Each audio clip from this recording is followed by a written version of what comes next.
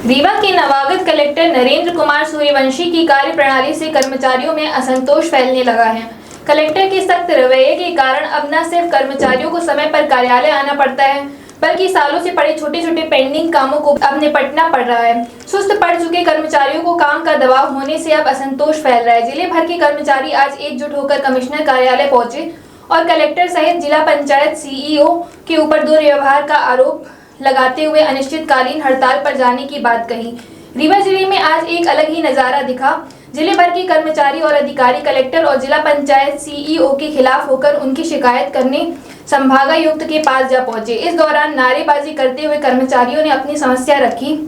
मामले की संवेदना को समझते हुए कमिश्नर ने कर्मचारियों को आश्वासन दिया कि उचित कार्यवाही की जाएगी। दरअसल नए कलेक्टर ने रीवा पदभार ग्रहण करते ही यह साफ कर दिया था कि प्रशासन जनता का सेवक है और उनके लिए काम करना ही है। ऐसे में लापरवाही बरतने पर कार्यवाही होगी। जहां एक तरफ कर्मचारियों का आरोप है कि कलेक्टर द्वारा अनावश्यक कार्य का दबाव बनाया जा रहा है, उन्हें प्रताड़ित किया जा रहा है, तो वहीं कलेक्टर का कहना है कि जो काम साल भर पहले हो जाने चाहिए थे वो आज भी पेंडिंग है। उन्होंने कहा कि कर्मचारियों का कोई समस्या है तो बोल सकते हैं, लेकिन जनहित के कार्य समय पर पूरे करने होंगे। फिलहाल कलेक्टर और कर्मचारी आमने सामने हैं। अब देखना होगा सालों से सुस्त पड़े कर्मचारी काम में तेजी लाते हैं या फिर पुरानी परंपरा ही चलती रहेगी। आज मुख्यतया रूरल डेवलपमेंट डिपार्टमेंट के जो मैदानी अधिकारी कर्मचारी थे वो आए थे और उनका मुख्यतया ये बात थी कि उनके साथ व्यवहार ठीक नहीं किया जा रहा है और अनावश्यक दबाव डाला जा रहा है। साथ ही कुछ अपशब्दों का भी इस्तेमाल किया जा रहा है। इस तरह की शिकायत थी। आज हमने सौहार्दपूर्ण वातावरण में सभी अधिकारी कर्मचारियों से बात की है और उनको आश्वस्त किया है कि आप लोग अपना काम करें निश्चिंत होकर, और बाकी इस तरह का जो व्यवहार किया जा रहा है तो हम जो भी वरिष्ठ अधिकारी हैं उन्हें समझाइश देंगे कि वो अच्छे ढंग से पेश आएँ और थोड़ा सा प्रोत्साहित करके सभी से काम लें। रीवा कलेक्टर का कहना है सर कि लोग काम नहीं करना चाहते, जब उनको काम करने के लिए कहा जाता है तो वो दूसरे तरीके से पेश करें। ये सभी के अपने अपने पक्ष हैं। हमने भी यही कहा कि चूँकि रीवा जिला अगर हम प्रोग्रेस की दृष्टि से देखें तो वो काफ़ी बॉटम में आ रहा है, तो हमको सब मिल के कोशिश ये करना चाहिए कि हमारा ज़िला ऊपर टॉप 10 में स्थान हासिल करें। तो सभी लोगों ने ये आश्वस्त किया है कि वो सभी पूरे दमखम के साथ काम करेंगे और ज़िले की स्थिति और सुधार लाएंगे। सर, ऐसे कई कर्मचारी हैं जो 10-10 साल से एक ही कुर्सी पर जमे हुए हैं और जो है अभी उनको कहीं वो नहीं हो पा रहा है। नहीं, ऐसे कोई बात नहीं है यहाँ पे। नहीं, ऐसे हैं बहुत सारे कर्मचारी सर हैं कि जो रीवा में बहुत सालों से जमे हुए हैं। हमने उसको देखेंगे, अगर वो एक ही स्थान पे हैं तो चूँकि अभी सीजन आ रहा है तो अन्यत्र स्थानांतरित करने का प्रयास करेंगे। सर, ये अचानक कैसे? सर, आज कर्मचारियों का जो है प्रदर्शन कर रहे हैं पंचायत एवं ग्रामीण विकास के।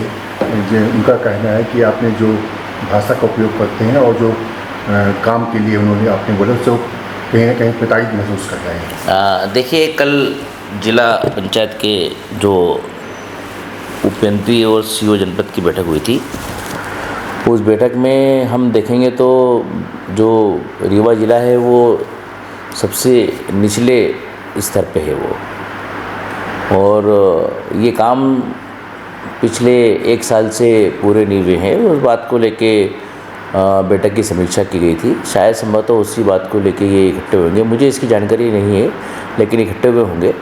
तो जितनी भी समीक्षाएं जो बैठकें होती है वो शासन की योजनाओं के समुचित क्रियान्वयन के लिए होती है। शासन के समुचित क्रियान्वयन का काम हमारा सबका है।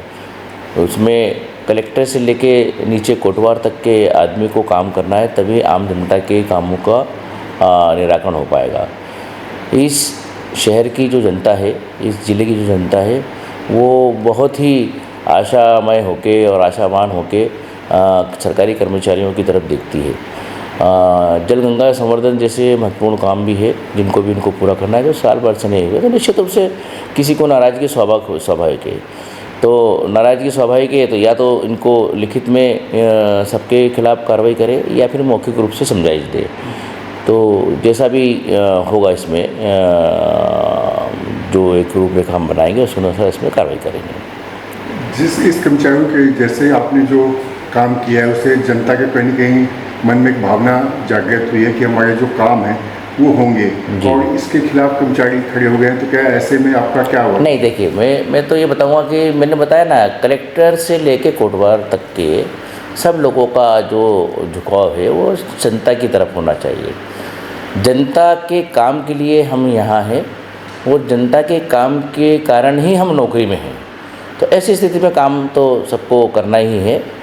अगर मेरे पास कुछ ऐसी बात आएगी तो मैं उनसे बैठ के पुनः बात करूंगा। बात करने के बाद में उनकी क्या मंशा है, काम करने की है नहीं है, या जो भी मुद्दे हैं उसको हम देखेंगे। और वो भी कर्मचारी बंधु हैं हमारे, और कर्मचारी बंधुओं से बात करना भी मेरा एक काम है। मैंने सीओ जिला पंचायत को भी अभी बोला है कि जो कल बैठक ली है उसकी जो क्रियान्वयन है, एग्जीक्यूशन है, जो टारगेट की प्राप्ति है उसके ऊपर ध्यान दें। तो अल्टीमेटली अंततः एक ही बात है, हम जनता के लिए हैं और जनता के कारण हैं।